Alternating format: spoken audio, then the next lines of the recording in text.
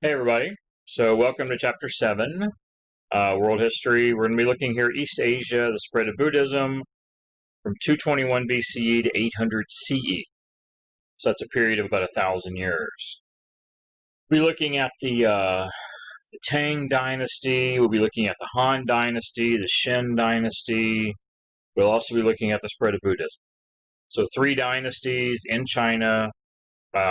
Much of this is at the same time as Rome. So, we looked at Rome.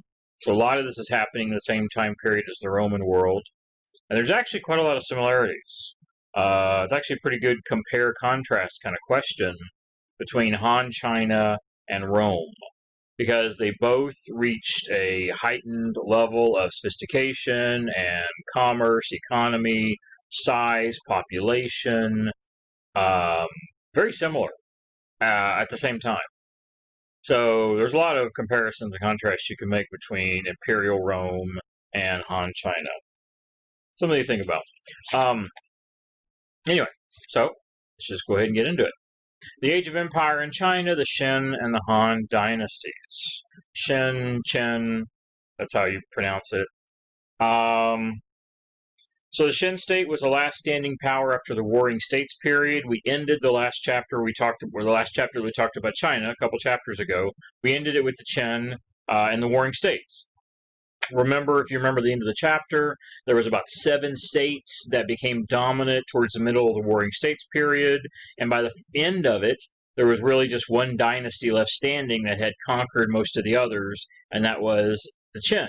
We call it the unification, because what they did, in essence, is they unified China after 2 centuries of warfare, division, independent kingdoms and states, million-man armies marching across the land, warfare on unprecedented scale in world history, really. And so this is the unification. And for the first time in centuries, we have China unified under one ruler. Under this dynasty. The king of the Shen, the first king, he called himself the first emperor, Shi Huangdi. He focused on organizing China into stronger and more unified state. And remember, we say state, that's synonymous with our modern term of country. It means, that's sort of the actual political terminology of a country, is a state. So anyway, he creates a unified state. He was a legalist, which I didn't really talk about legalism, but certainly in your chapter, it's in your book. He was a legalist, which is a very strict, controlling governmental philosophy is legalism. Harsh penalties, things like this.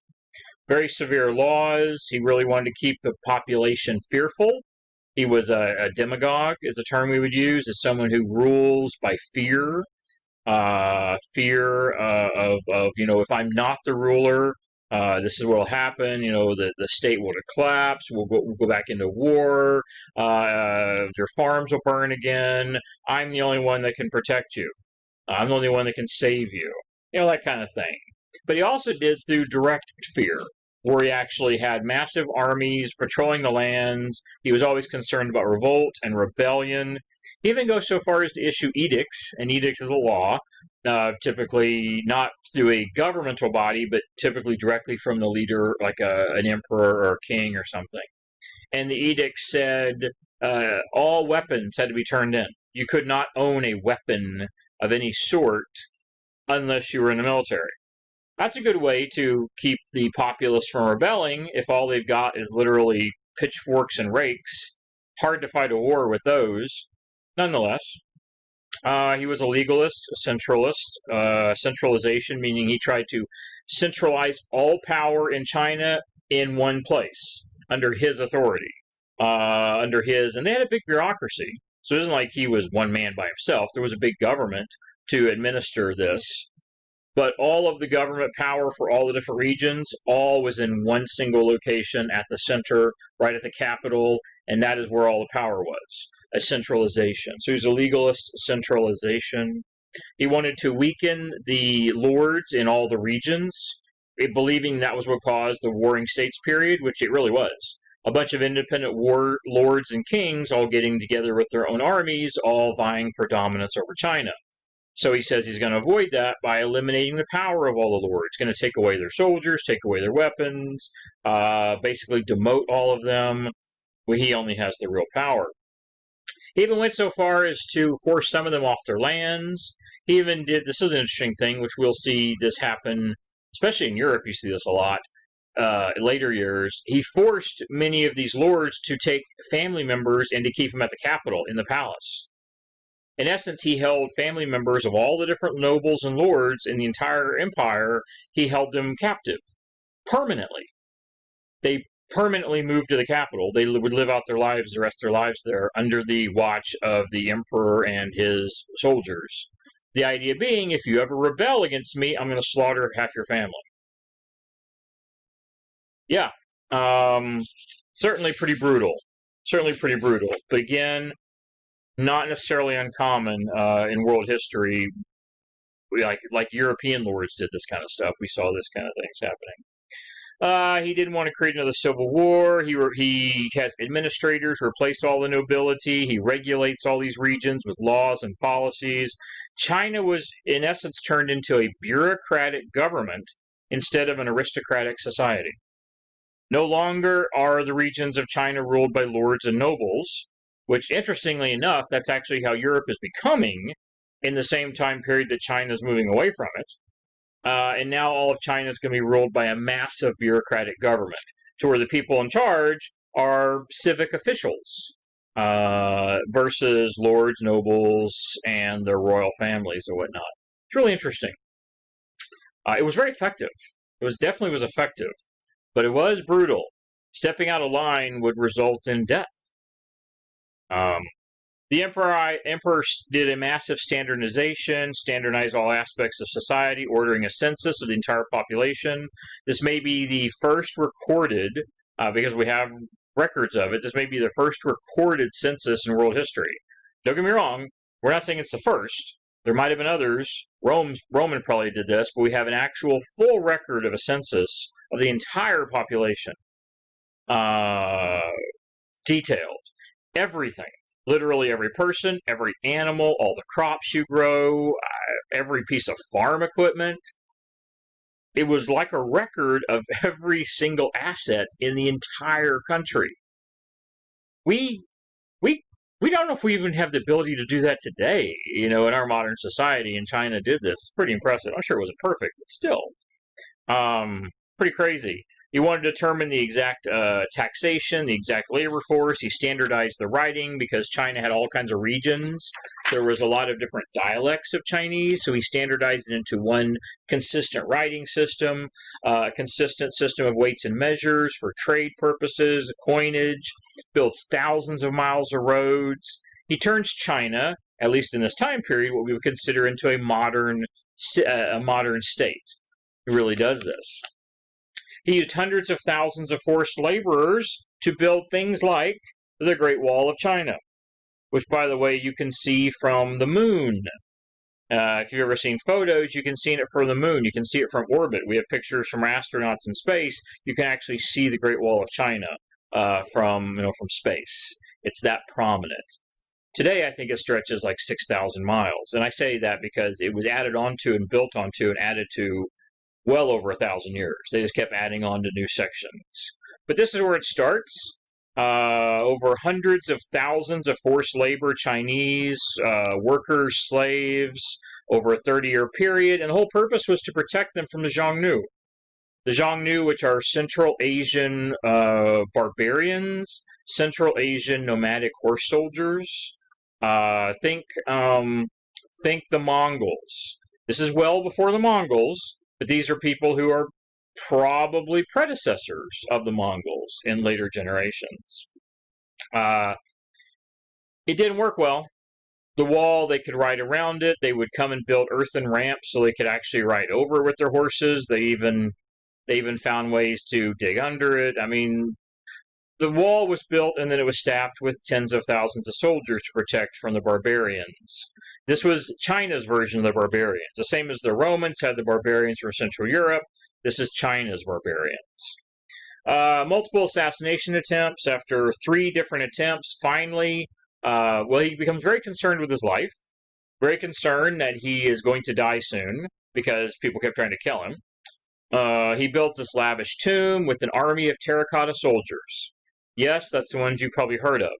The 6,000 terracotta soldiers that were built, each one individual, each face different, seeming that it was probably each one was modeled on an actual person, probably, built with weapons, life-size. This even toured in California a few years ago, in Anaheim.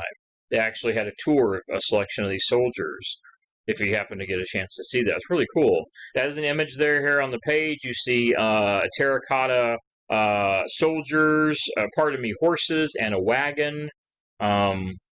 He put everything in there. He put soldiers and servants and slaves, all terracotta, meant to serve him in the afterlife. That they would, I guess, through some sort of magical means, they would appear in the afterlife and they would serve him. They were given bronze weapons. He died around 210 BCE. Immediately, the empire falls into disarray and civil war. He did all of this in, a 15-year period, and almost immediately when he dies, chaos ensues. He was holding the entire empire together with an iron grip, and as soon as he was gone, it just flew out of control almost immediately. Because it was so brutal, it was so oppressive. Some of these things sound incredible, and they sound so modern, and they sound wonderful in many ways, this whole standardization and the writing and all kinds of things. But the guy was a megalomaniac, paranoid, and that's how he ruled. And when he died, this is Army of the First Emperor. You can see all these terracotta soldiers here. Today it is it's a big historic site in China. What they did is they have the entire top of at least some parts of it covered in a clear plastic floor where you can walk over this. So you can actually walk over it and look down and see all of this. They're all right in their places. They were all buried. Again, this is a tomb. This was a burial tomb for the emperor. They're all buried underneath. Yeah. And anyway, it's a major historical thing for China. It's really amazing, and an incredibly amazing waste of time, energy, resources. But all empires did this. Whether Europe, Africa, or Asia, China, India, Rome, Greece, it doesn't matter. They all had to show that they were glorious and powerful and wonderful, and incredible waste of resources, money, energy, wealth, manpower. But they all did it. Every one of them. They all did this kind of stuff. Think about the arrangement here, maybe. Look at the arrangement of the soldiers, how they're organized. Look how they're numbered. I mean, it's pretty obvious, the different numbers of the soldiers, how they're organized. I don't know. Why do you think maybe a very well-ordered and organized society might have really appreciated something like this? Think about that. Think about where it had just come from, the warring states. So maybe organization, very even, organized, clean, neat, perfect even. Legalism had that as part of its philosophy. They wanted perfection. Although perfection through legalism could be brutal. Even if you had to kill people to get things perfect. Woo! Little psycho, a little crazy there. Anyway, real interesting kind of stuff. Just building this alone, besides even protecting him in the afterlife, just building it alone with all these thousands of soldiers and all the incredible amount of manpower, building all the bronze weapons, that's just a demonstration of his absolute power. His absolute power and authority is really demonstrated just in doing that. It's quite interesting.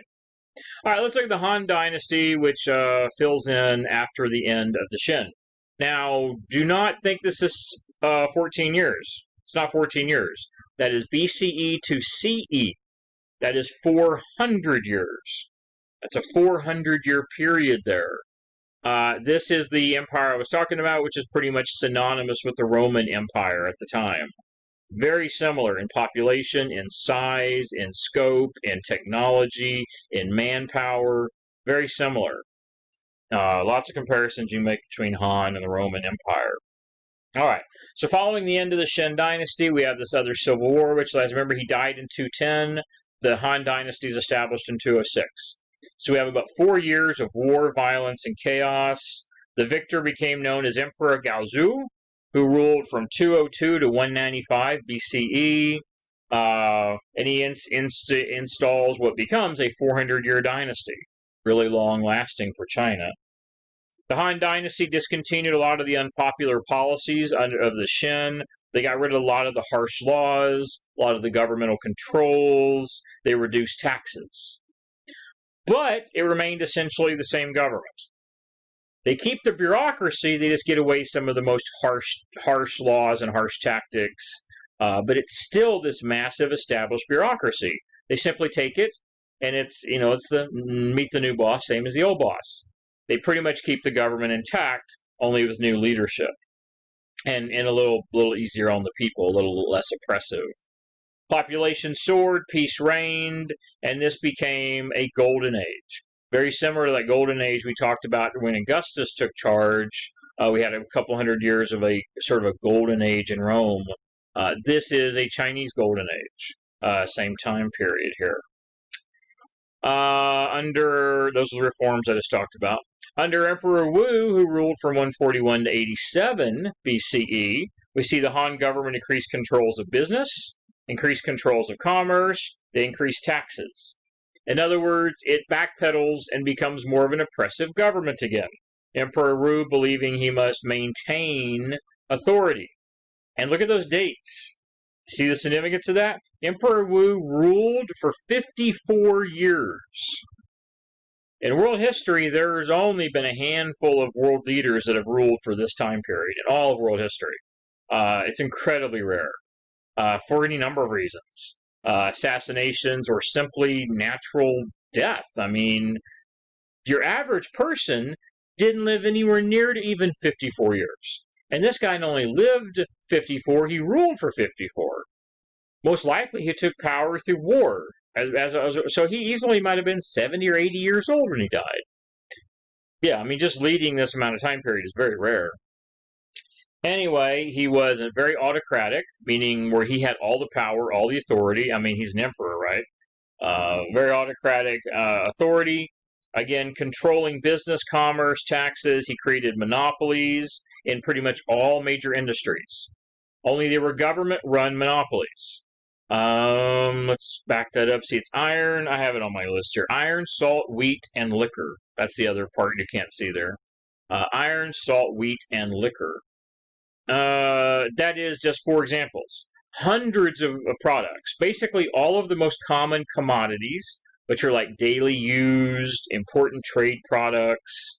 Hundreds of these commodities he controlled, dominated, set prices, had the government controlling them. Really interesting. Essentially, government took over all the important, necessary, and profitable businesses in the entire nation, which meant all of the wealth, prosperity, all of the opportunity that you might have had as a worker, as an employee, as a private entrepreneur, gone out the window. Pretty much any type of incentive to be a private business person, to try and be profitable, make money for your family, to set up retirement, to provide for your children, pay for education, all of that out the window. Because the government pretty much controlled all the industries, got all the profit, leading to mass poverty, powerlessness, and oppression all across the entire Chinese society. How did he stay in power so long? Due to a massive, multi-million person military that he was able to control the entire state, the entire country. And he got away with it. He was able to stay in power for a long period of time. Very oppressive kind of governmental society. So we're going to look at Han intellectual and cultural life here. Han intellectual and cultural life. As opposed to the Shen, the Han focused on Confucian ideals, as opposed to legalist ideals for running the government. Okay, as Confucianism was accepted in the dynasty and government officials began to be chosen based on Confucian learning, typically middle and upper class people receiving this as a teen or even a child. These Confucian scholars and officials, they began and were allowed to even criticize the Han government where it was excessive or abuses of power, kind of unusual for the time period. Many Confucian books were written or even recovered because they'd been written previously, because Confucianism is centuries old by this time period. Confucianism goes back to the, 6th century BCE, something like that. So they recovered a lot of these documents, rewrote them, copied them, etc., and new books were written as well. These were often referred to as Confucian classics, especially the recovered ones, the ones that were centuries old. Han Confucianism also developed cosmological theories. I'm still on number 1 there. Cosmological theories. Cosmology is basically the explanations for the universe, or it can include origin stories, talk about the gods, sort of understanding of the cosmos, the universe around us, existence, maybe is a simpler way to put it. This is where you see concepts of the yin and the yang. Many people are familiar with this. Believing the emperor must balance the yin and the yang. In this case, yin and yang, when in this era of Confucianism, philosophy of Confucianism, the idea of the yin and yang represented the heaven and the earth.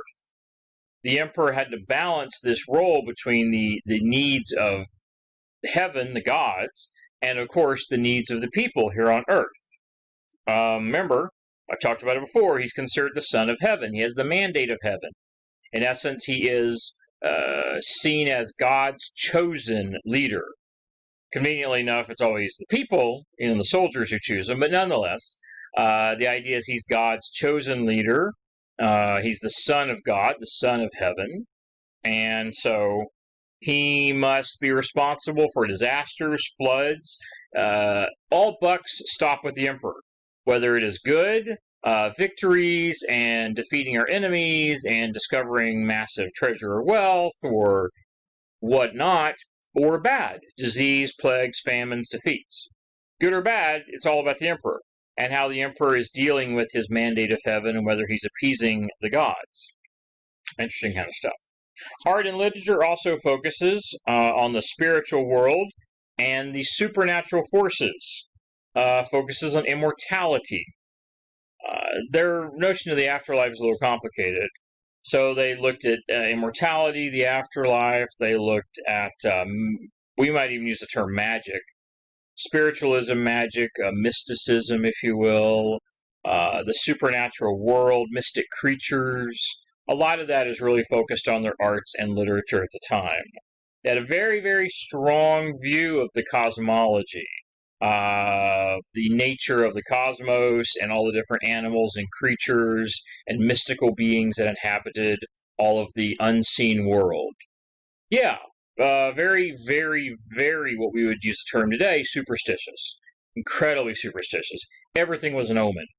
From clouds across the sky, to animals making noises, to when you cut open your meal to eat, how the bones were arranged, or how the internal organs were arranged, to how leaves floated in the water, weather patterns, any type of unusual occurrences.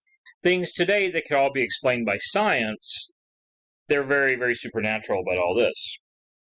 The first Chinese history was written probably around the 1st century BCE, using documents, working in libraries, visiting historical locations, written by Sima Qian, if I'm saying that right, Sima Qian.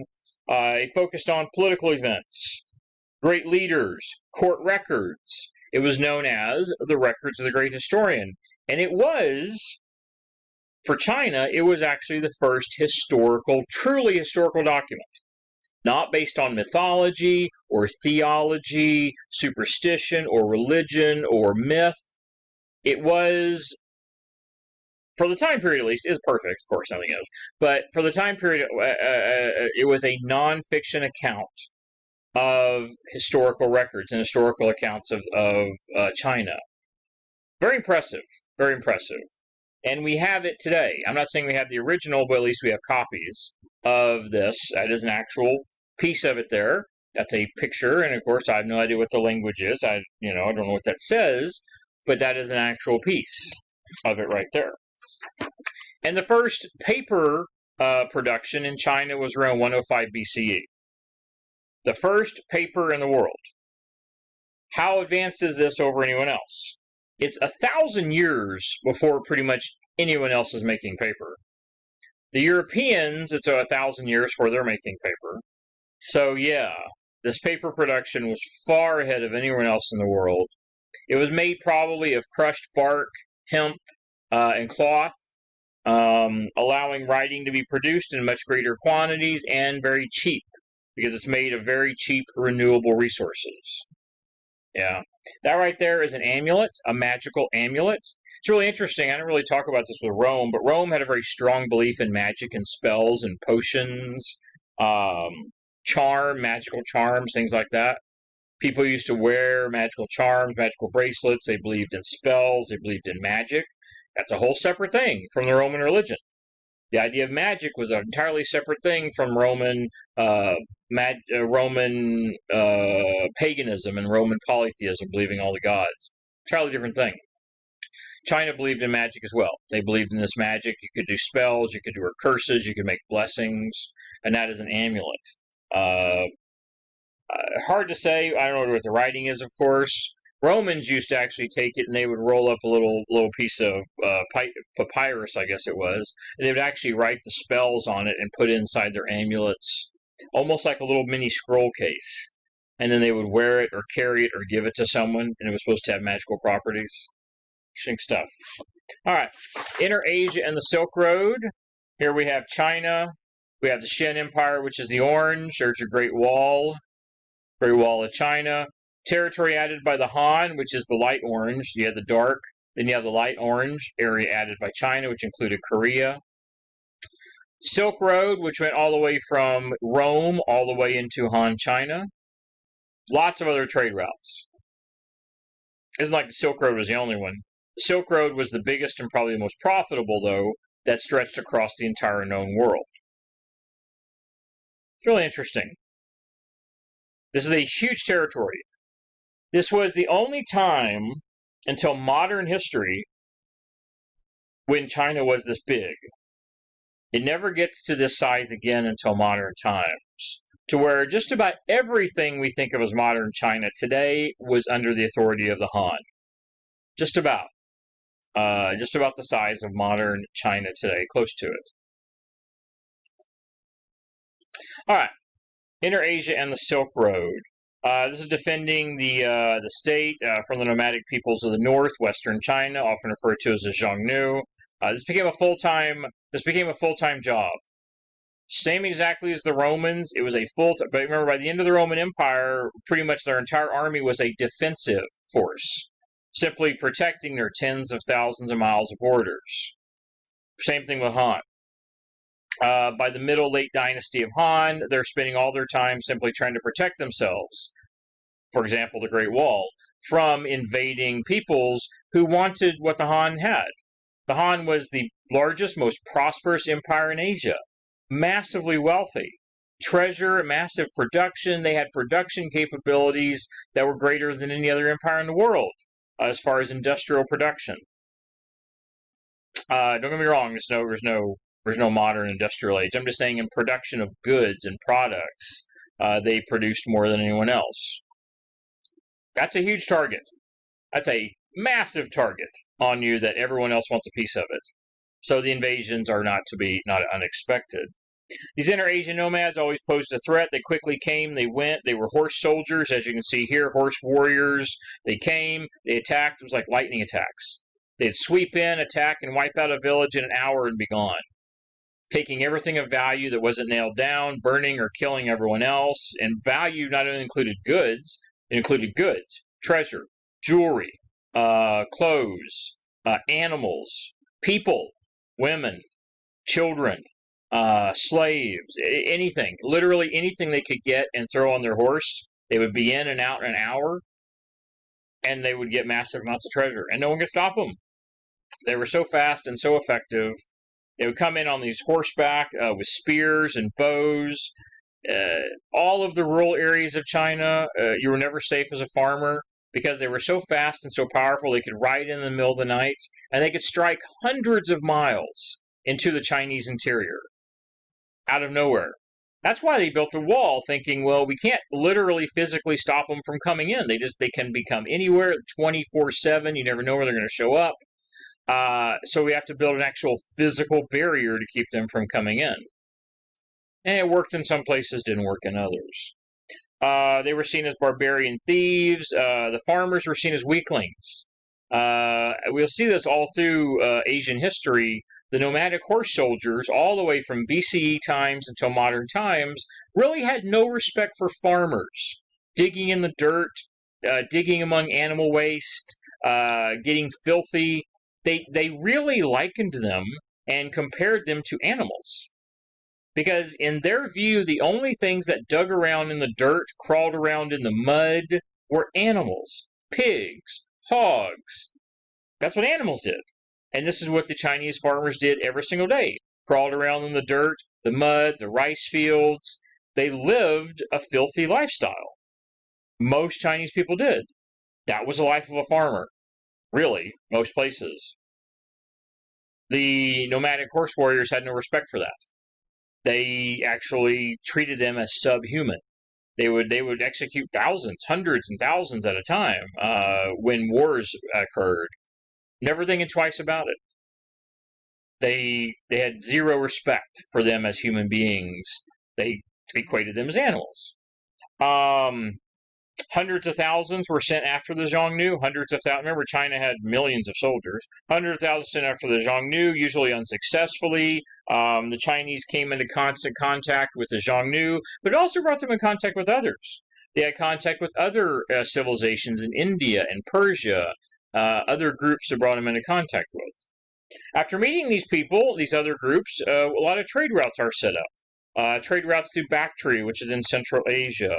Parthia, also Central Asia. The developments of these trade routes we call the Silk Roads. Silk Roads by the 2nd century BCE are well established, all basically from China all the way to, well, practically to Europe. Many of the Middle Eastern areas, think of like where Persia had been or Alexander's empire. China actually made these into provinces, actually made these into Chinese-controlled provinces, even though they weren't part of China. Let's look at that map. See all this? This is not part of China. But what they did is they made these into controlled provinces with the explicit purpose of protecting the trade routes. In essence, they were militarily occupied territories outside of China with the purpose of protecting the expensive trade routes, which brought in all kinds of treasures of wealth into China, but also shipped out all kinds of Chinese and treasures of wealth, silk and spices and gems and gold and slaves, both directions, which generated a massive amount of wealth. For many empires, the largest generator of wealth is trade. The two are usually trade and taxation. That's where most of all wealth comes from, short of conquering your enemies and stealing all their stuff. But it's interesting. They expanded their empire, they conquered new territories with the sole purpose of protecting their important trade routes. Rome did very similar things. Rome was very similar to this. By 11 BCE, China's control expanded from Korea all the way into Southwest Asia, all the way into Persia, all the way into Central Asia. Halfway to Rome, their control extended either directly or through like alliances and treaties with neighboring regions. And these are regions that Rome even tried to conquer in Central Asia with not much success. As they expanded, often the system how they dealt with foreigners and how they dealt with other kings and other kingdoms that they didn't go in and just conquer, usually because they were too far away, they developed what's known as a tributary system.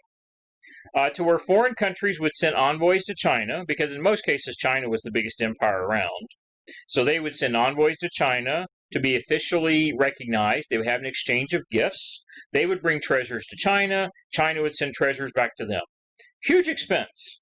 Incredible. I mean, they would send back entire chests of gold and spices and wagon loads full of silk, hundreds of slaves. Massive expenditures. They would do this. Two great advantages for this. The reason they did all of this massive expense to do these exchanges, they created this tributary system.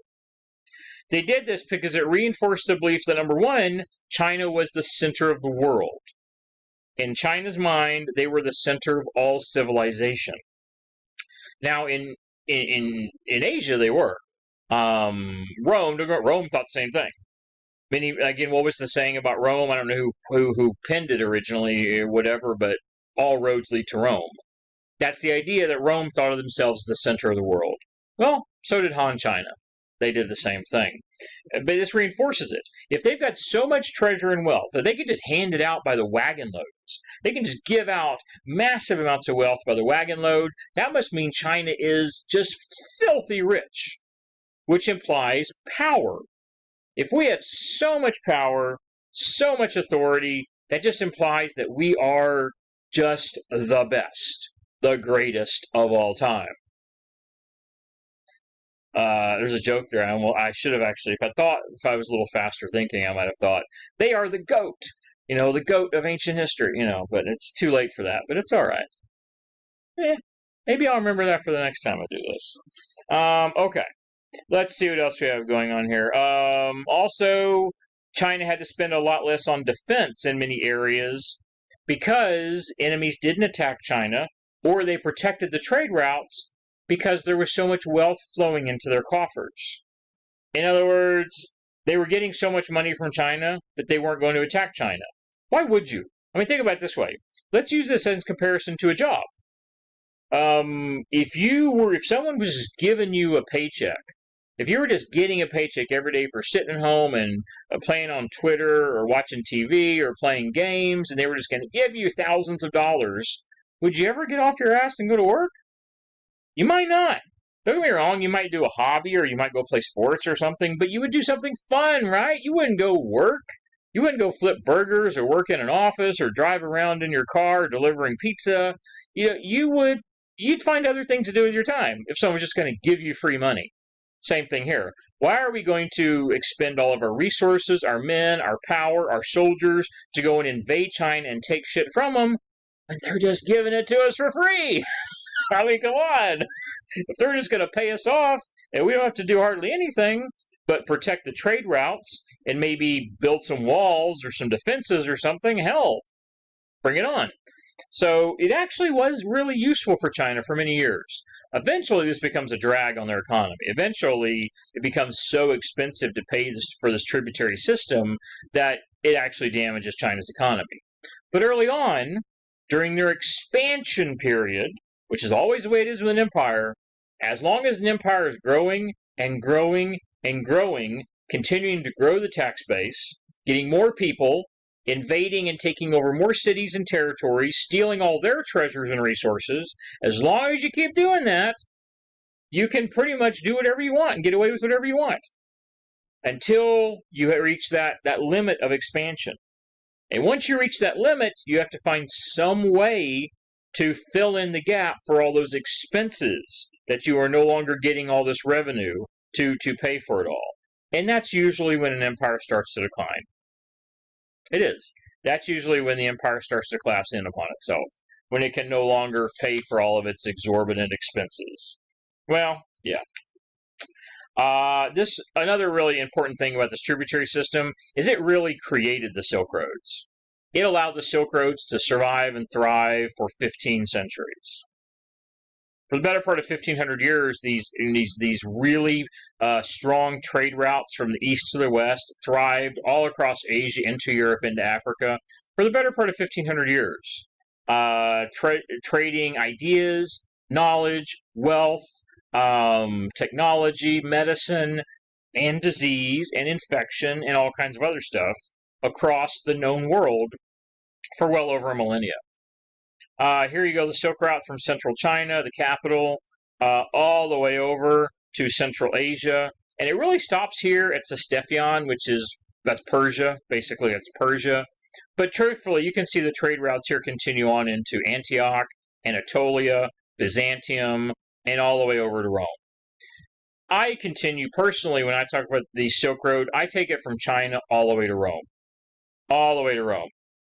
It's not that simple, maybe, but truthfully, anything that makes it to this region will eventually be able to make it into the Mediterranean as well. As you can see, all the green lines that continue.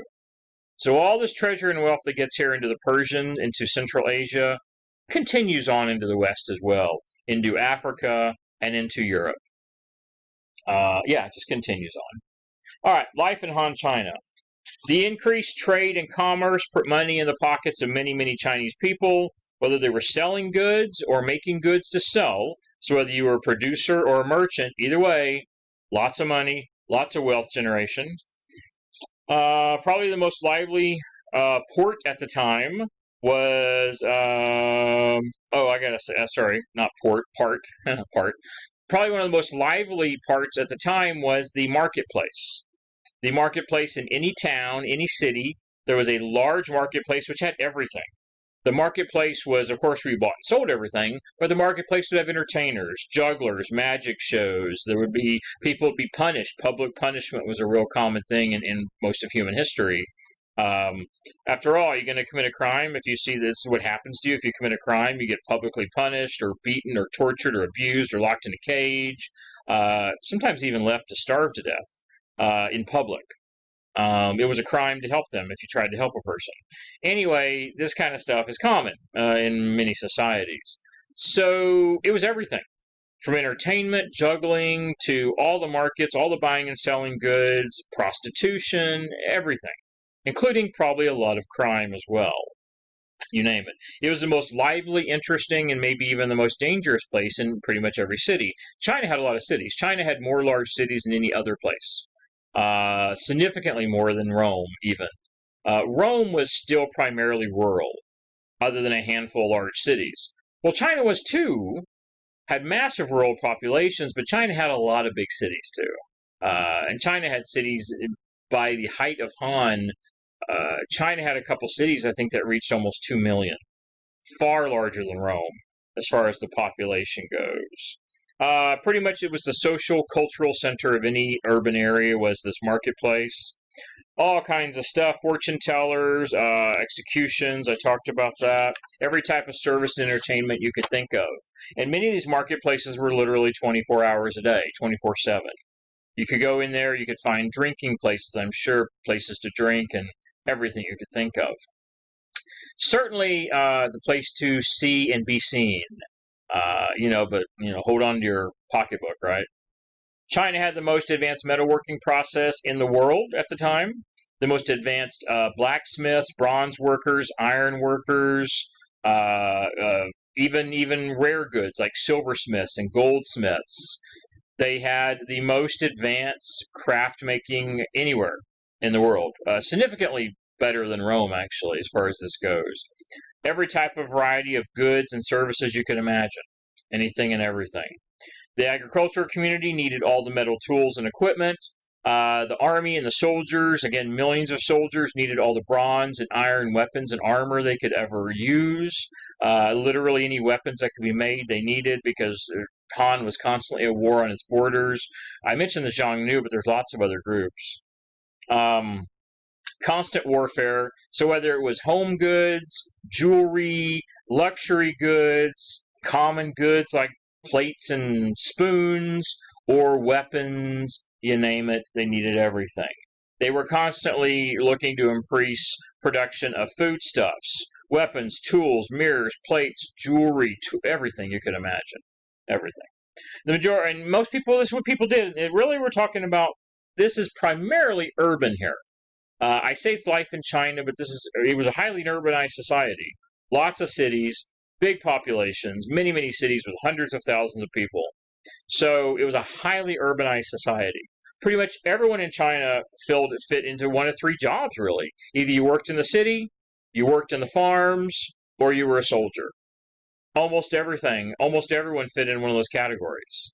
You were either a city worker, which of course could be 100 things, 100 different jobs, urban environment, or you were a rural farmer, or you were one of the millions of soldiers. That was life in China for most people.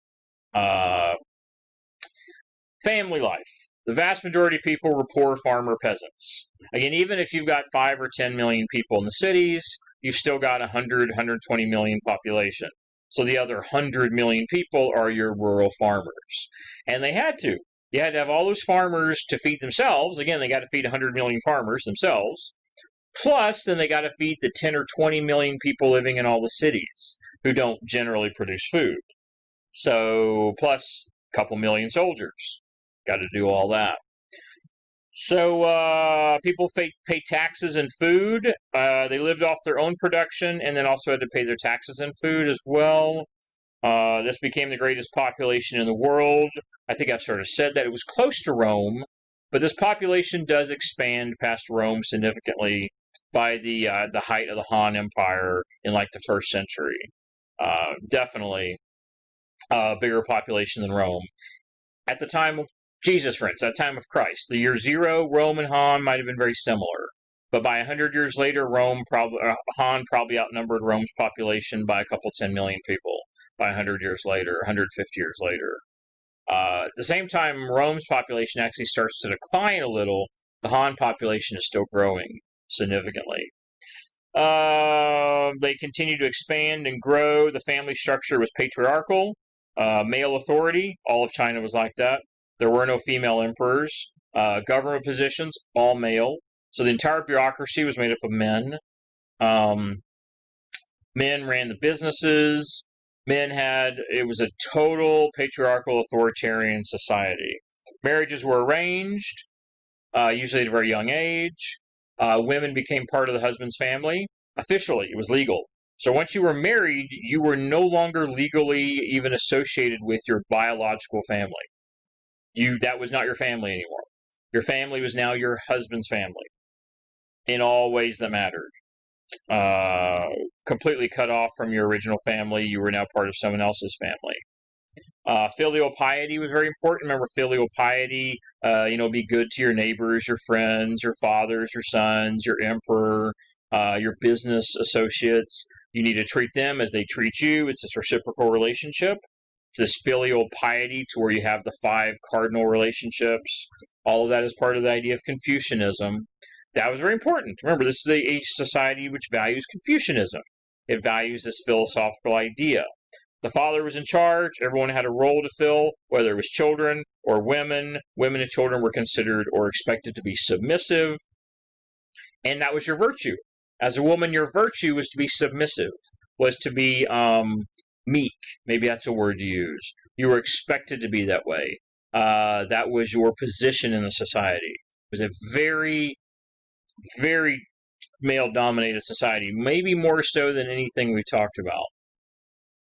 Don't get me wrong, in this time period, early world history, all of world history pretty much, all societies are patriarchal. But this might be the most oppressive patriarchal society regarding male-female relationships. Certainly more than Rome, more than Greece. Yeah, I think probably. It's probably the most oppressive female oppression society we've talked about, actually.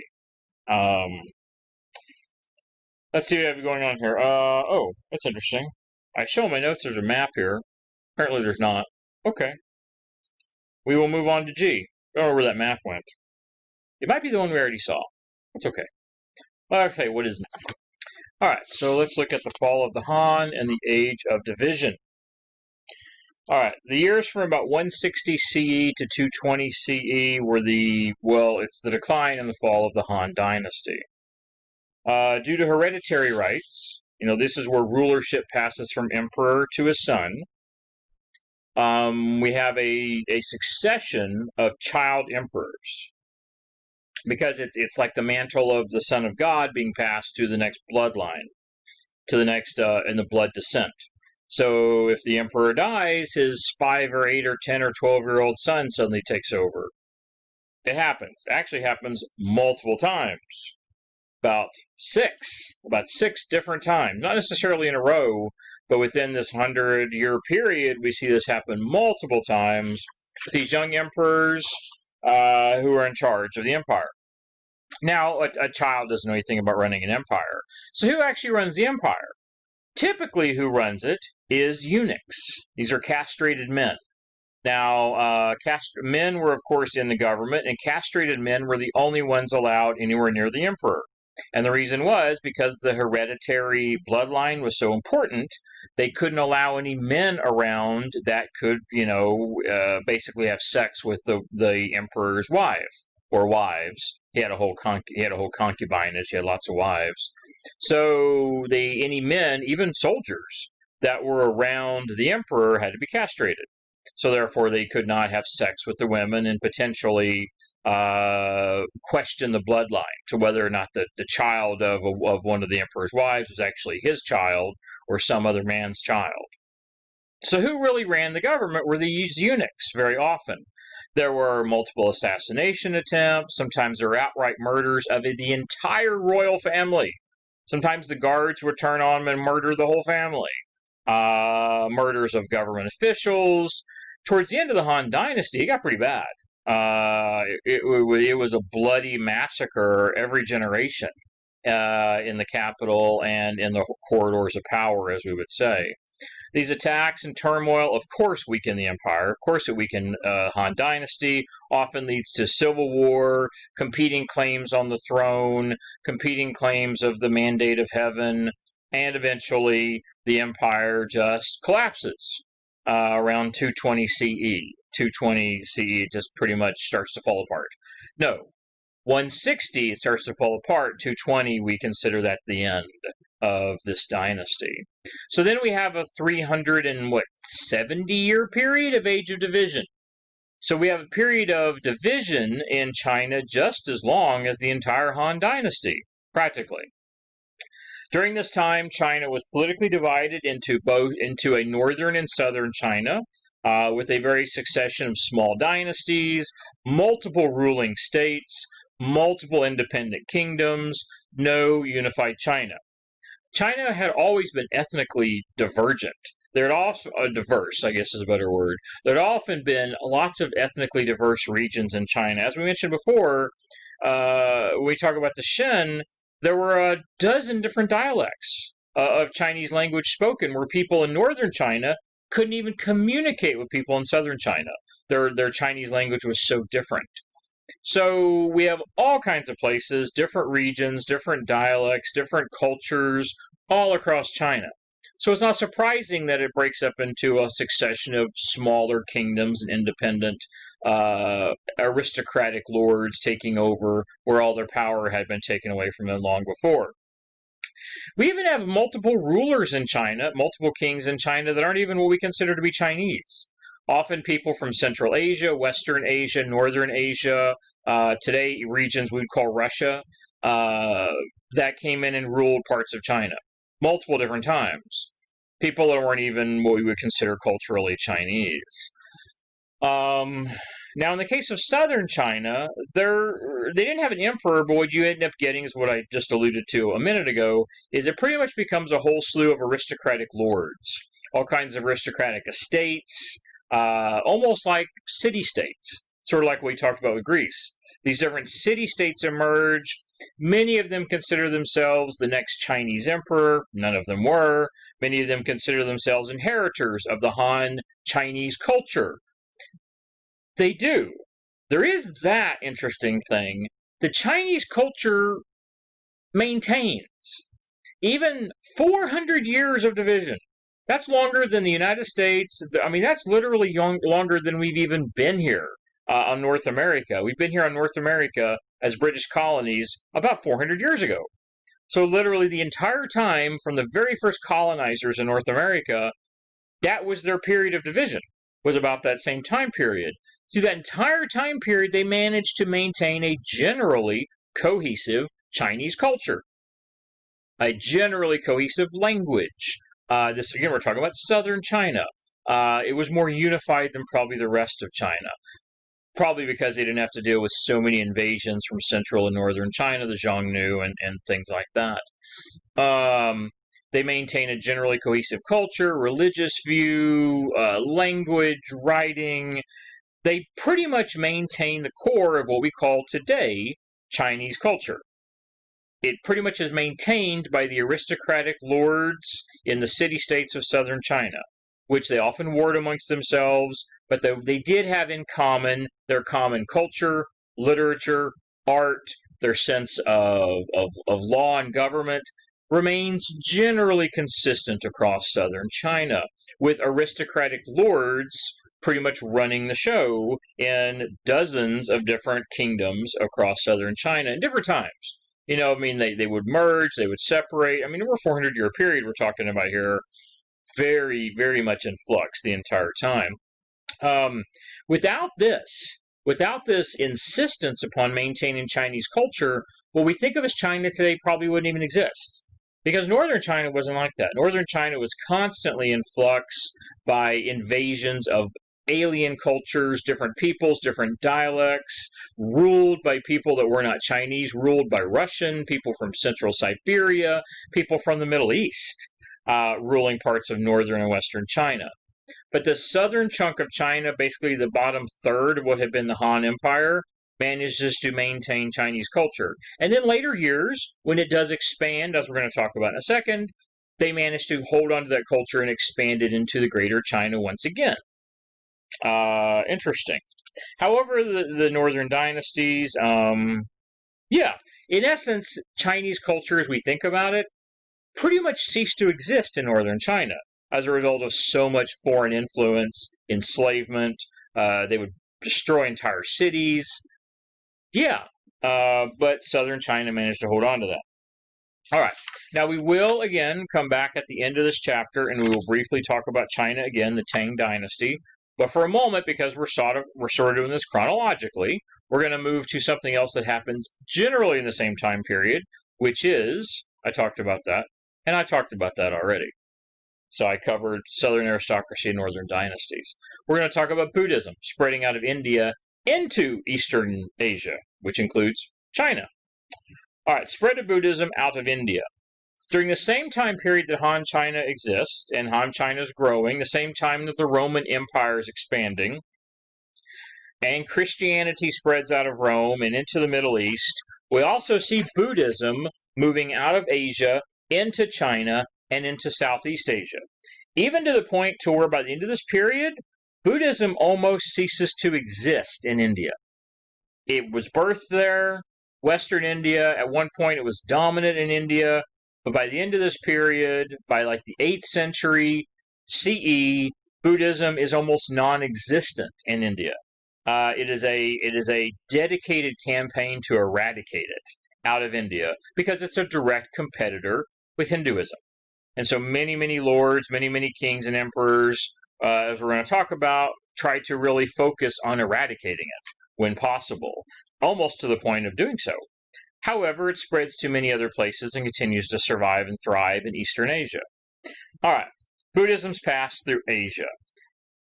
Leaving India, entering China and India, begins to spread out of India under Ashoka's empire. You're going to have to go back a couple chapters, talk about that. Under Ashoka's empire, and the next stage to emerge in India was the Kushan Empire.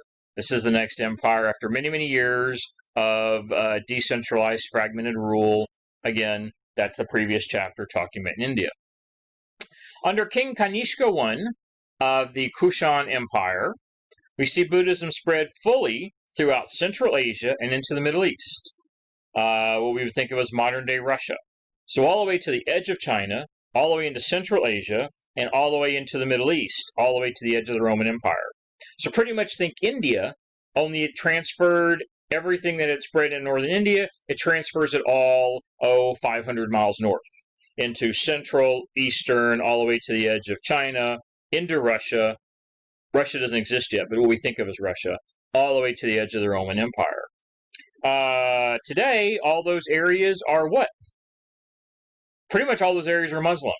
Today, all these areas that are Indian, or become Buddhist, today are all Muslim. Pretty much all. Even into parts of Russia. Russia has a large Muslim population.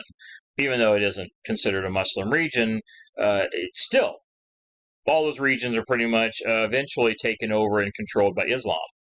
Had Islam never existed, Buddhism would have probably spread, and Buddhism today would probably be potentially Buddhism would be the second largest religious belief in the world behind Christianity, had Islam never existed. But much of the regions that Buddhism spread into and started to expand and take over, religiously speaking. Islam, which comes about a few hundred years after this, pretty much eliminates it completely. Buddhism would probably be a much more significant religion today. Instead of only being a few 100 million people, it would probably be in the billions, like Islam and Christianity are, if it wasn't for the fact that Islam pretty much eradicated it from its entire territories. Christianity did the same thing. Christianity was very... Christians in the Roman Empire and in Byzantine Empire, whenever Christianity does take over eventually in the 4th, 5th century, are very intolerant of any other religious belief. So Buddhism would not have survived there well at all. So Buddhism is not the same version that was during the time of, that was Kanishka the First, I already mentioned. Buddhism in this time period was not the same that had existed during the time of Buddha, 500 years earlier. This is a new type of Buddhism. The core beliefs are probably the same, but it's a new type. It's what was referred to as Mahayana, the great vehicle. It is a version of Buddhism which changes. It was inclusive, it was devotional, required prayers, required reading of scriptures. It was open to anybody and everybody who wanted to worship Buddha as a god. Buddha wasn't originally worshipped as a god. Buddha was seen as a prophet. Like even today, think of Christianity, we don't worship Jesus as a god. God is God. Jesus is the Son of God. Buddha was not seen as a god. Buddha was a prophet, a priest, a high priest, a spokesperson of God. Muslims don't worship Muhammad as a god. This changes under this. Buddha becomes seen as a god, actually, a god here on earth. And he is the god over a whole pantheon of lower Buddhas. Thousands, actually. Thousands of lower gods and spirits and nature deities. It becomes a massive pantheon. It actually becomes what is considered to be the largest pantheon of gods in world history. There's been cataloged, thought to be well over 6,000 as part of this Mahayana Buddhism, over 6,000 different gods and goddesses among a whole hierarchy with Buddha at the top of this. And then anyone who was a priest or a monk of Buddha was considered sort of a lower level god, a demigod here on earth. It's a really interesting way how it developed. What's most significant about it is, though, that it was an all-inclusive. Anyone could be involved in it, male, female, poor, rich, didn't matter. They accepted anyone who was willing to devote themselves to the worship of this pantheon of gods. All of these beings, all of these people, all these priests, as soon as you died, you were considered a god. So if you were a Buddhist priest, you died, you were immediately elevated to god status. Now, the Christians do something like this. They saint people. They don't consider them a god, but they are considered especially holy, especially important and significant. Personally blessed by God. But Christians don't consider saints to be gods. Well, Buddhism did. If you were a devout Buddhist priest and you passed away, you would be added to the pantheon of gods. Probably why there were thousands and thousands of them. It's really interesting. It's a really interesting way of looking at it. People loved it because everyone had their own personal gods. They could worship their own personal way. No matter who you are, no matter what your personality is, literally anything, no matter what your job was, no matter what your place, people in India, there's still some people in India that worship this, no matter what your caste position was, no matter what you were, you could find a god of some sort, some type of a deity, some type of a nature spirit, some type of a spiritual connection with one or many of these gods. And the fact that there really was no requirements other than the willingness to pray and be devout to Buddhism. There was really there was very few restrictions, not zero, but very few restrictions on eating and holidays and what you could do. You could be rich or poor. It was so open. And that's why I guess it's referred to as the Great Vehicle. It allowed it to really transfer into any society. That's why we see it go to Europe, Africa, Asia, all through the Middle East, China, India, although it's pushed out of India, Southeast Asia. becomes quite big and quite easy transferable. It's quite a bit different from the original Buddhism. It's quite a big change. It is actually among religious faiths, if you want to compare it to Christianity or Islam, maybe the most significant changes of any of these major faiths we've talked about or will talk about, how it changed so dramatically. It was maybe forced to do that due to the fact that it was unaccepted by most Indian peoples who were Hindu. It was sort of forced to adapt, and it changed to be adaptable, to be all-inclusive, to pretty much anyone and everyone could do it. So see the origin here, the area of the origin of Buddhism, 5th to 2nd century, all through India. All through India. That's when it comes in direct contact. This is BCE. This is where it comes in direct conflict with Hinduism, where Hinduism was the other version, the early version of Hinduism, and that changes. The Brahmanism, it changes into what we think of as Hinduism sometime in the 2nd, 3rd, 4th century. And Hinduism becomes Hinduism specifically to combat Buddhism. And therefore, you see it moving out of India.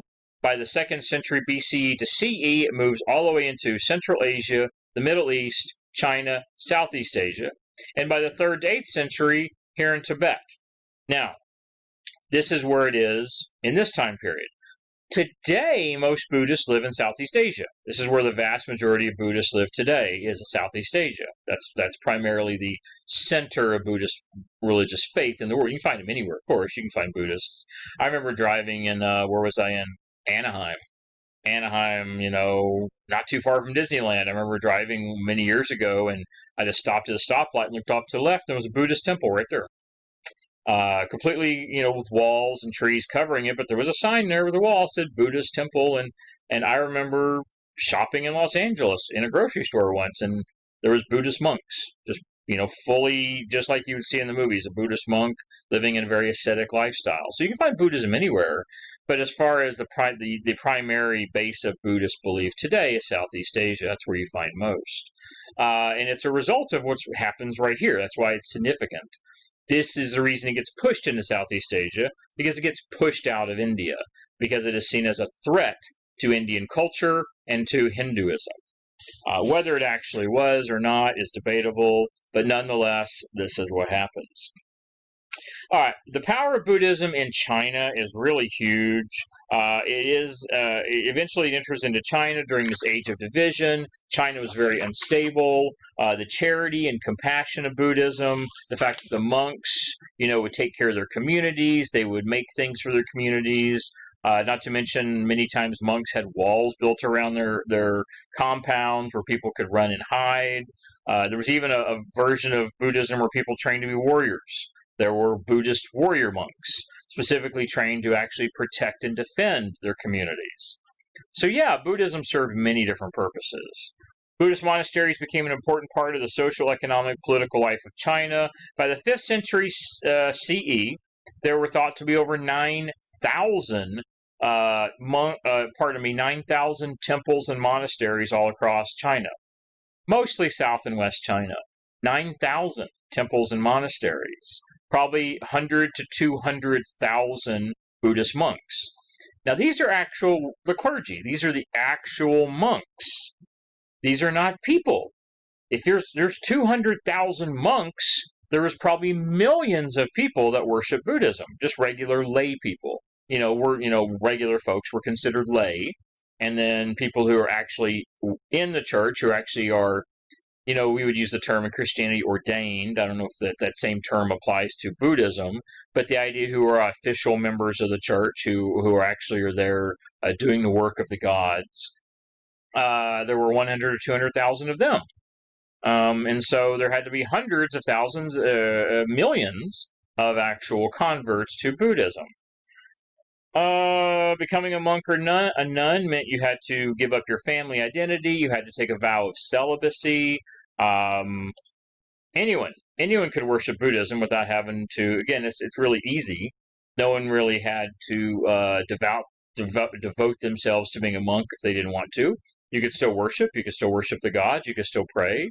Um, Buddhism created opportunities for women, which is interesting. They could avoid arranged marriage in China. We talked about how China was pretty oppressive to women. They didn't have to do that. They could join a nunnery. They could become a Buddhist nun, I guess is the word to use. Buddhism views also represented a break from Confucianism and actually considered women generally equal to men. Women could have positions of authority in Buddhism. Women could actually be in charge of small monasteries or temples. Women had a significant role of authority. Don't get me wrong, Buddhism is still male authoritarian, but women had a much higher status in China as a Buddhist woman than if you were just as part of the normal Chinese society. So many women probably chose this as a career, as opposed to being married off as a child, as opposed to being pushed into an oppressive lifestyle potentially. Some chose it. Some did choose to do this. China didn't usually erect statues of gods before Buddhism. Buddhism changes that. Buddhism, you've seen those, statues of gods, large figures. I mean, there are images of Buddha that stand 20 feet tall in Asia. Giant statues of Buddha, big figures. And so Buddhists do that. That was alien to China. China had never really done that. Pretty much all other cultures did that.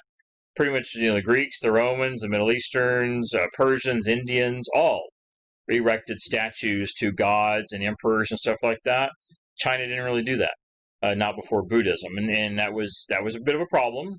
There's a lot of issues with Buddhism, how it sort of challenges the status quo. It sort of challenges the authority of the Chinese government, which does eventually get Buddhism into trouble. Let's see what else we want to talk about here. Chinese decorated Buddhist temples with religious images. They had big celebrations, huge festivals. Buddhism really challenged a lot of the cultural norms in China, which becomes a problem. Temples, I just talked about that.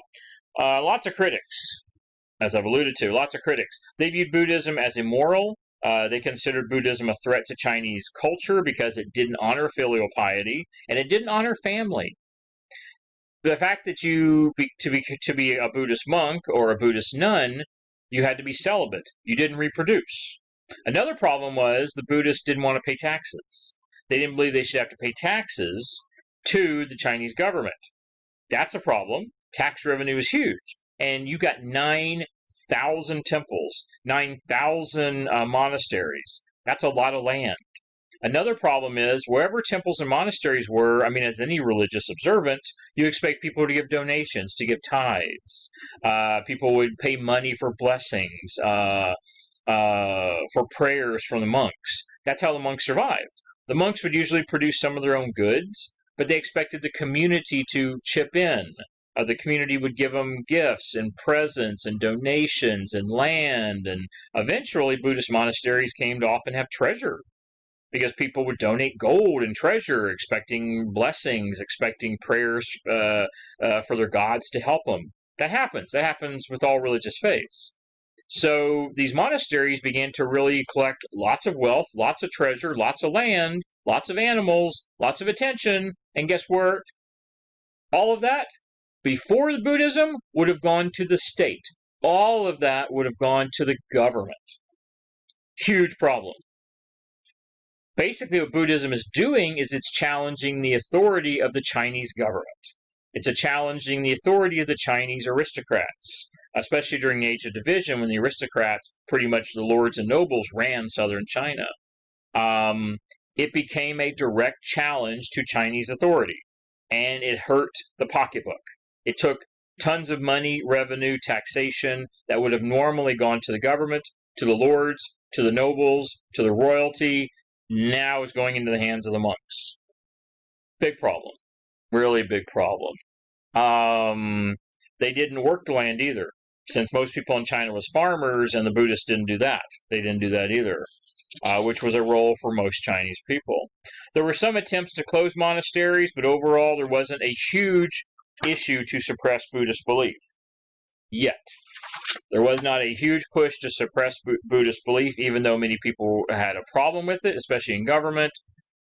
Buddhism was incredibly popular. Millions of people who followed it. It was a significant religion in China for many years. So at this point in time, during the Han Dynasty and during the Age of Division, there is no concerted effort to eradicate Buddhism. However, that does come. Just doesn't happen quite yet. All right, let's look at the Sway Dynasty, 581 to 618. That's how you pronounce that, is Sway. This is a short-lived dynasty, but it was remarkable for a few things that occurred. I mean, literally, it was 40 years, 37 years, very short-lived. It's remarkable, though, for a few things that occurred. First, the leader of the Sway state, and I'm probably pronouncing this wrong, Yang Zhen, best I can, sorry. Leader of the Sway state, he reunified China under what became known as the Sway Dynasty. The Sway had control over not just China, but also they controlled Vietnam, which is in Southeast Asia. They controlled Korea. They even controlled land all the way to the edge of Turkey. That is across pretty much the entire Asian continent. That is even further than the Han Dynasty had. Practically to the edge of Europe. All the way to the edge of what becomes Russia, into northern China. Yeah, massive operation to quickly expand, and over just a few decades, manages to create a huge territory. But it's very short-lived, this large size. Now, since the beginning, China had always been two parts. There'd always been northern and southern China. Divided by a big chunk of land, 100 miles wide, dividing the two major rivers, and really dividing China into two cultural regions. Well, now, even unified under the Sway, northern and southern Chinese people consider themselves different. I mean, even today, look in America. We have lots of issues with left and right politically. We have people who are urban versus rural. People on the coastal regions versus people in the South. We have a lot of regional differences in the United States, in our country. Think about that here. This is a place that is not connected by instantaneous communication. This is places where most people live and die within a few miles of where they were born. So the cultural differences were ingrained into their entire psyche, generation after generation. Well, we do see something which really starts to change this. And it's one thing, but it's a big thing, that brings North and South together, and that is the canal. And that's a picture of it there. I know it's a modern picture. This Grand Canal. This is an entire line of ships. This is huge. This is an entire river, man-made, connecting the northern rivers and the southern rivers, basically creating a connection between the North and the South. It's pretty impressive. The North was usually less technologically advanced, fewer cities, more agricultural, agrarian, farming, rural, while the South had more cities. The South was the heart of Chinese culture. Remember, they managed to hold on to culture during the Age of Division when everyone else didn't seem to. As a way to strengthen the economy, this is built. This links the two major rivers, the Yellow and the Yangtze, the North and the South. This creates a permanent highway where the two parts could be connected, easily traveled back and forth, creates a permanent trade route between the North and the South. And for the first time, we see a real connection. Because who travels over a couple hundred miles of land? Nobody. A handful of merchants, soldiers, that's it. 99% of people, if they live in one part of China, will never get to the other part of China in this time period. So the canal makes it easy. The easiest mode of transportation in all of world history, literally until the last century, has been water travel. That is the easiest, simplest, least difficult mode of transportation was water travel. So once this huge canal was opened up, I mean, it's bigger today. They probably have expanded it today. But it opens up it's basically like the Silk Road. It's this major travel route that connects northern and southern China. Only it's not a road, it's a river. Entirely man-made river. Huge. It's quite an engineering feat. I'm not aware of anywhere in world history anything like this being built. I'm not aware of it at all. any type of a canal of this size, at least until the 1800s, 200 years ago, did we ever build anything of this magnitude in world history. It's pretty impressive.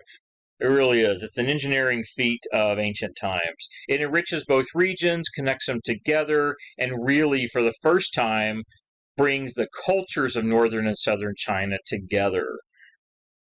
The Tang Dynasty is the benefit of all of this.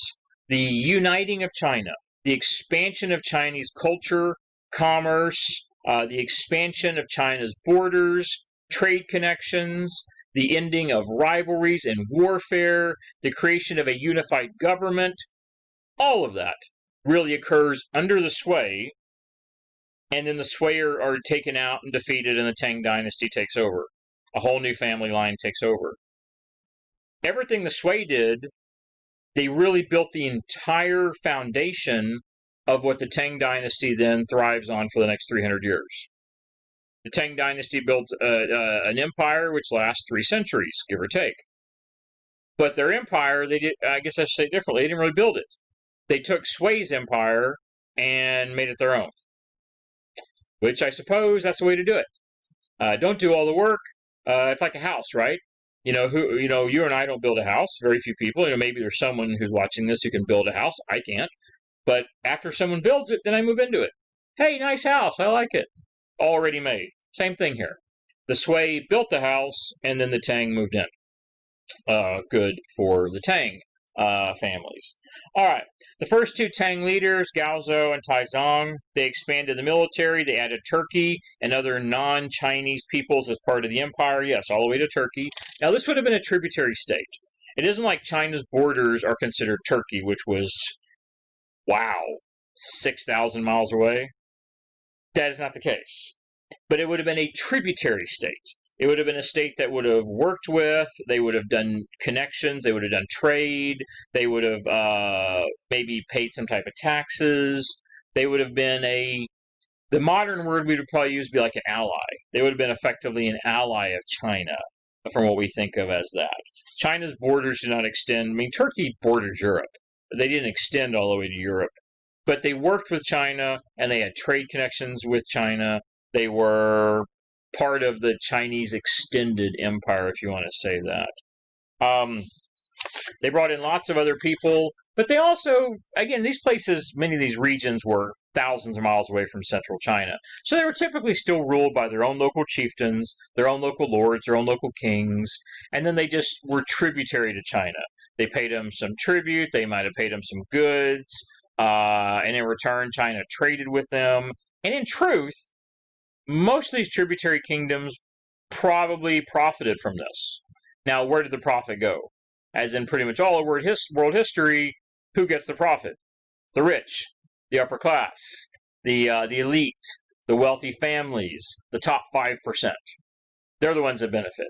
The only other group that probably benefited dramatically from this would have been the merchant class, which the merchant class could be anywhere from lower to middle to upper class. I guess it depends on how good you were. If you were, if all you did was trade in, baskets, maybe you were lower class. But if you traded in silks, gems, luxuries, slaves, you'd be upper class. So it depends on what you're a merchant of. But these tributary states probably benefited well from this, trading with this massive empire. And I'm sure they traded with others as well. But as in all cases, everywhere, the majority of the wealth, the treasure, the prosperity goes into the hands of the upper classes. It's always like that. Pretty much everywhere. Everywhere we look. So they're tributary, but yet they technically owe allegiance to the Roman emperor. They're partners with the Roman emperors, if you will. Military control extended into Vietnam, Central Asia, all the way into the edge of India, although not India, but all the way to the edge of India. Now, with them doing this, how did they choose leaders? This was a massive bureaucracy. How did they choose? They chose using civil service exams. These civil service exams required a strong understanding of Confucianism, understanding of the filial piety, but you had to go more than that. To be part of the Chinese civil service, that's the government. To be part of the government, which would have probably employed hundreds of thousands, if not a million people. You had to be educated. You had to be cultured. You probably had to go to school. You obviously had to learn to read and write, which most Chinese people probably didn't know how to do that. You probably needed to have musical knowledge, how to play a musical instrument. You had to be not just knowledgeable, but you also had to be sort of cultured. You needed to know how to read poetry. You needed to understand government, civics, law. Truthfully, incredibly well-rounded individuals. You would have been a cosmopolitan person. You would have probably spoke multiple languages or dialects. You would have been, as part of the Chinese civil service, the best educated people in the entire country. That's what was required to govern such a massive territory stretching all across Asia. And this becomes standard practice. I should also say about civil service. This becomes standard practice in China for the rest of its history, to where China has probably the biggest bureaucracy in the world, which is government, and has always required high educational attainment, high academic excellence to achieve access and placement in the civil service. And for many people, getting in the civil service was the only hope you had of getting out of poverty. And it was good, too. Civil service were some of the best, other than royalty, other than the aristocrats, the ones who owned all the land, the lords and their families. The best job to have in China was part of the civil service. Good paying job, good middle, upper middle class. Unless you were lucky and you were a wealthy merchant, for instance, you traded in gold or silk or something. But other than that, your best opportunity to be wealthy and to have a good, successful, prosperous life in China was the civil service. It really was. All right, and this becomes pretty standard through China from now on, the civil service issue and this professional government bureaucracy. All right, Empress Wu is interesting. Empress Wu of the Tang Dynasty was probably the only woman I think she was the only woman in Chinese history to take the title of emperor. And I think she actually had the title of emperor, even though she was a female. How did she do it? It's a really interesting story. She overpowered her sons. Her sons ruled from 660 to 690. And they were these were child emperors. But she ruled from behind the scenes.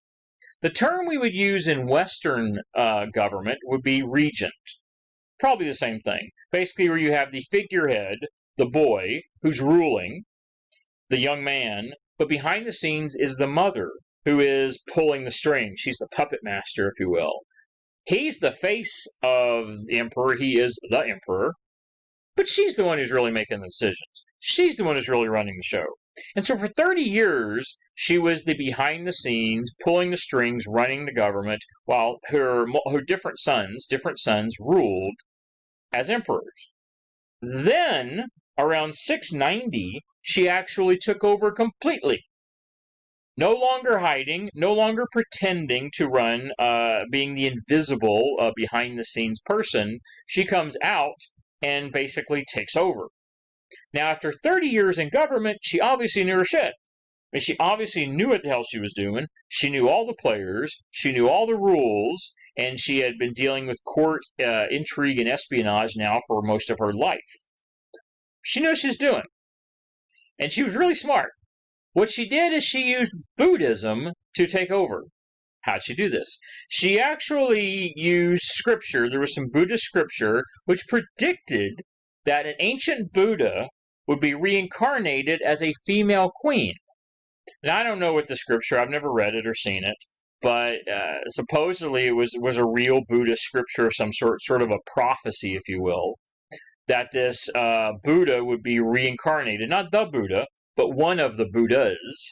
These are all the different gods, the Buddhist gods. One of them would be reincarnated as a female queen.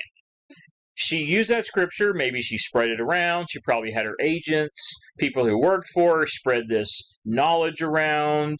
And then once people saw it, read it, understood it, she suddenly came out and said, "That's me. I am. I am an ancient Buddha. I am the prophesied queen."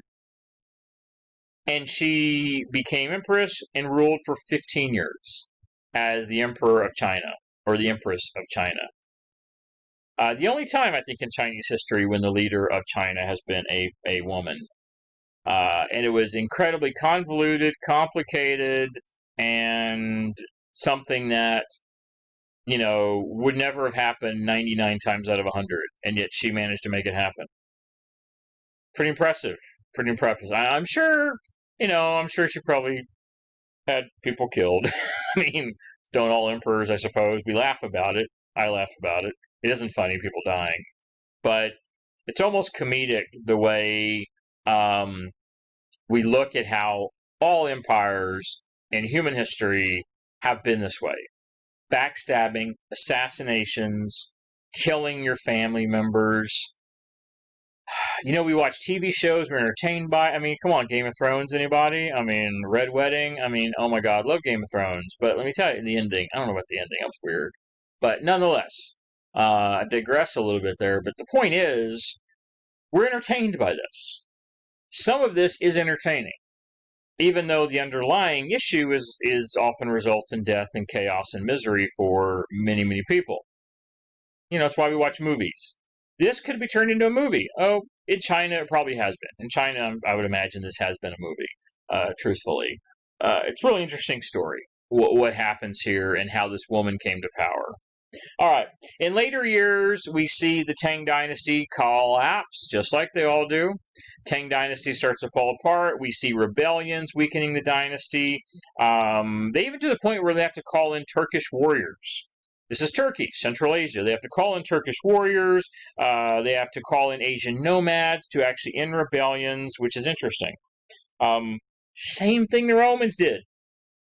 Same thing the Romans did. They had so many invasions, so many internal conflicts. They actually brought the barbarians, Central Germanic tribes in Europe, into Rome, hired them, put them on the payroll to turn around and fight other invading Germanic tribes, whether it be the Vandals or the Goths or the Huns or whatever.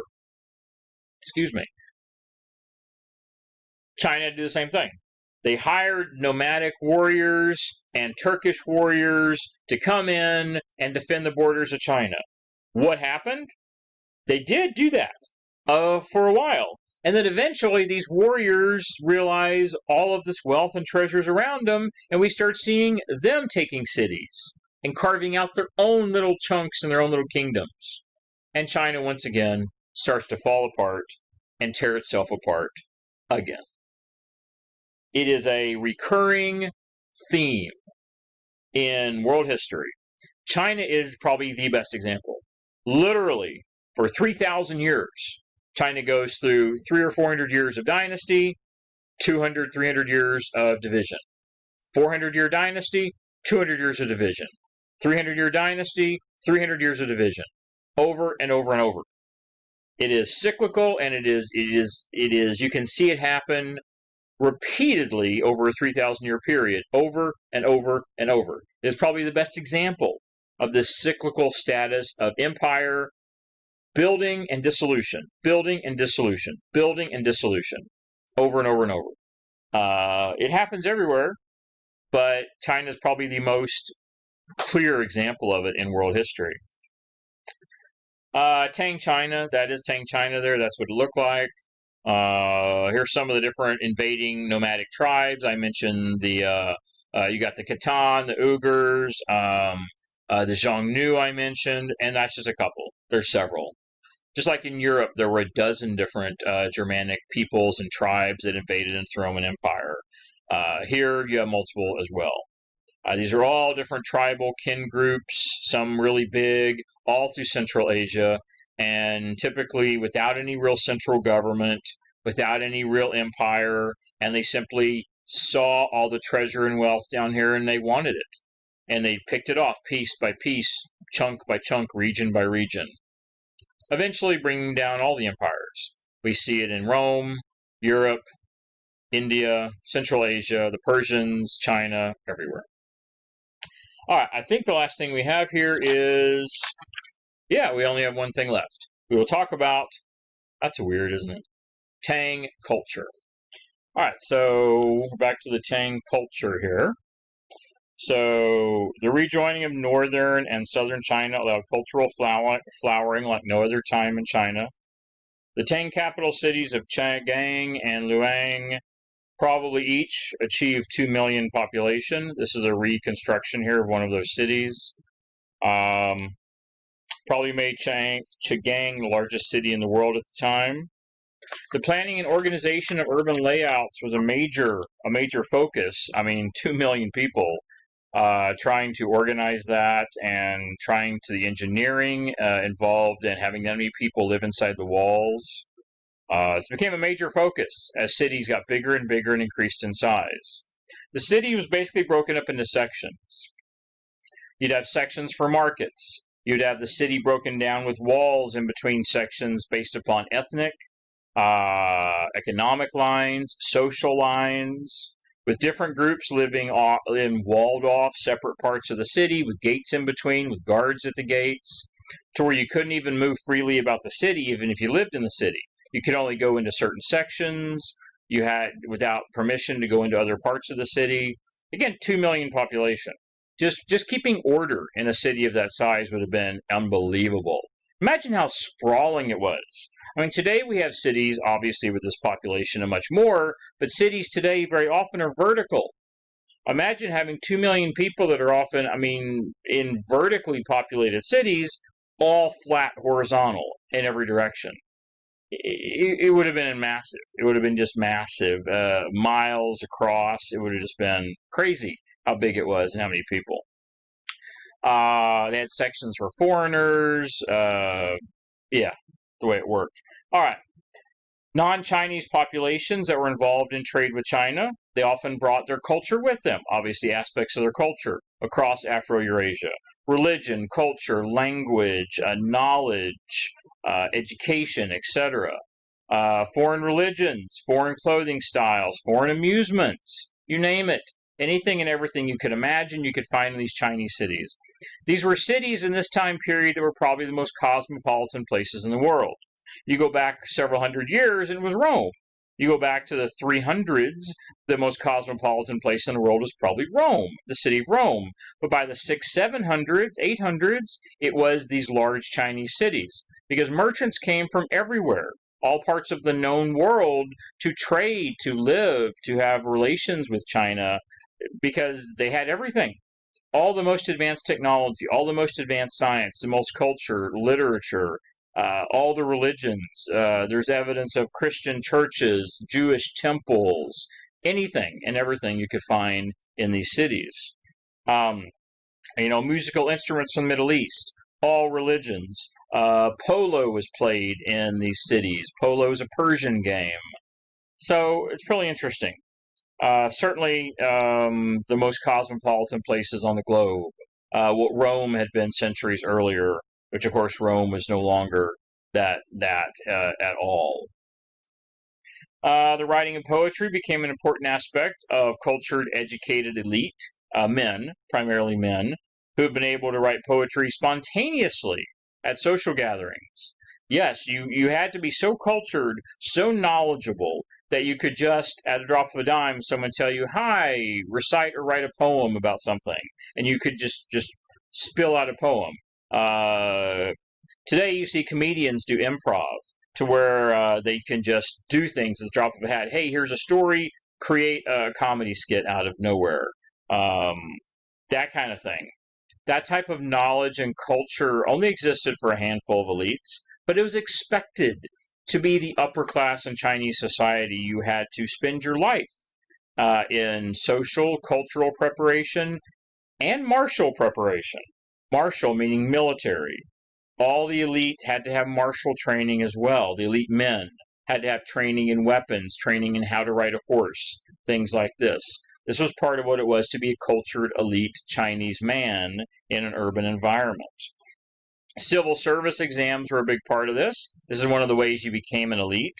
was getting into government positions, government jobs, having an education. This was an important part of this. These civil service positions, to be socially acceptable in society, you had to have a position.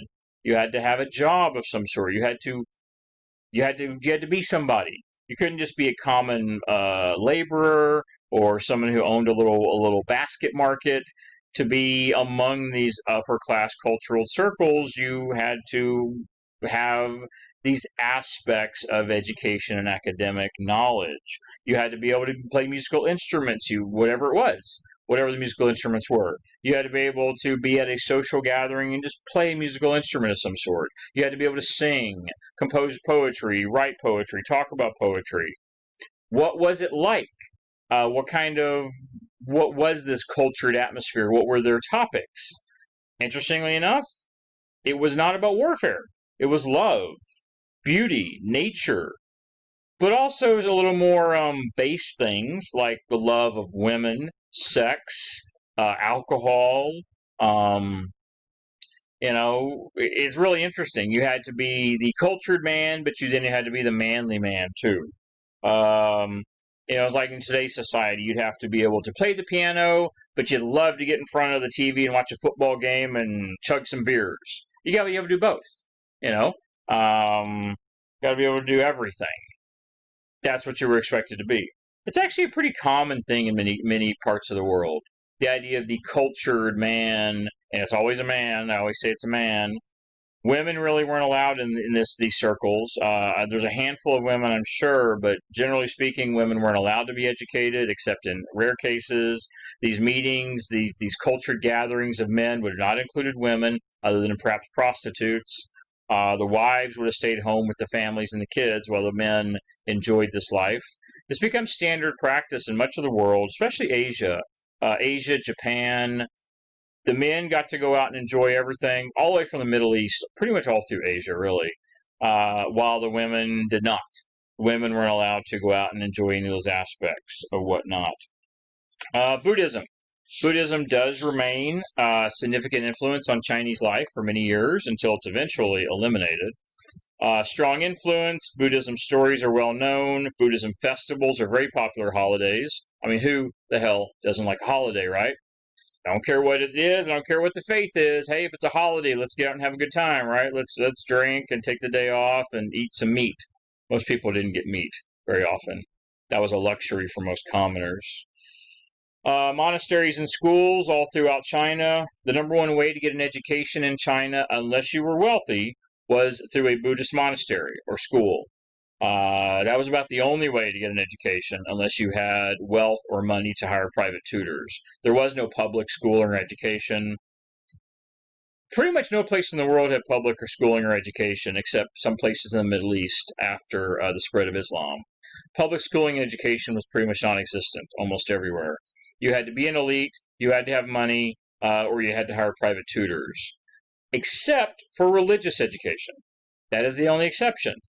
Some Christian monasteries, Buddhist monasteries, we see places where common people, if they're willing to go and train to be a clergy member of some sort, you can get an education. It could happen.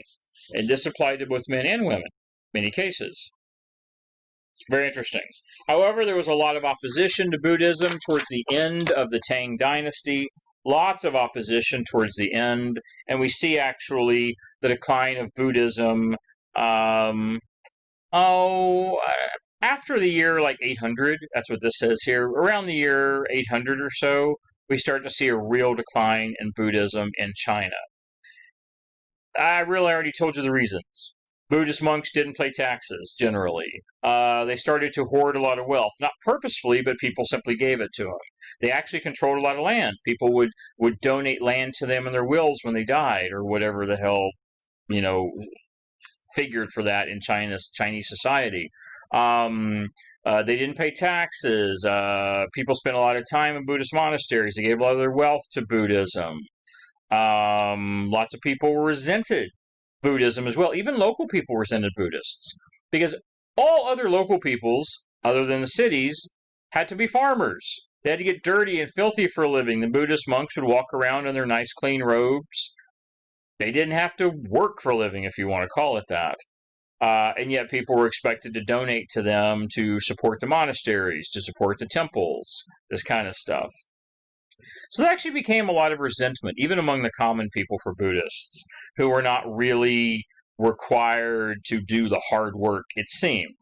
I'm sure being a Buddhist monk wasn't easy, but at least on the outward, it didn't appear as though they were the ones doing the hard work, getting their hands bloody and calloused in the fields, working with the animals, working with the crops, being manual labor, doing construction projects. They didn't seem to be doing any of that. Lots of resentment developed.